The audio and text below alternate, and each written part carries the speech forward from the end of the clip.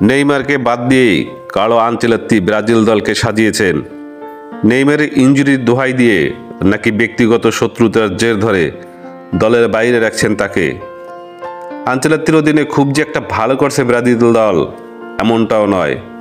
আনচেলত্তির অধীনে এখন পর্যন্ত 6টি ম্যাচ খেলেছে ব্রাজিল, যার মধ্যে 3টি জয়, 2 পরাজয় এবং 1 ড্র।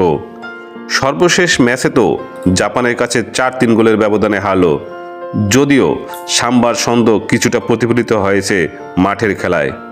আজ 15 তারিখ বাংলাদেশ সময়ে রাত 10টায় প্রীতি ম্যাচে মাঠে নামছে আফ্রিকার দেশ সেনেগালের সাথে। আফ্রিকার এই দেশটি সাথে অভিজ্ঞতা তেমন একটা ভালো নয় ব্রাজিলের। 5 বারের মুখোমুখিতে 2 জয়, 2 পরাজয় এবং 1 ড্র। 2026 বিশ্বকাপে আফ্রিকার এই দেশ সেনেগাল সরাসরি জায়গা করে নিয়েছে বিশ্বকাপে। আনচেলত্তির মূল পরিকল্পনায় রিয়াল মাদ্রিদের জুটি ভিনিসিয়াস জুনিয়র ও রদ্রিগেজ, সাথে রাফিনিকে দেখা যেতে পারে এই ম্যাচে। ব্রাজিল দলে নেইমার যে কতটা প্রাসঙ্গিক তা বোঝা যায় প্রতিটা ম্যাচেই। নেইমার ভক্তরা আনচেলত্তির ওপর আক্ষেপ করতেই পারেন।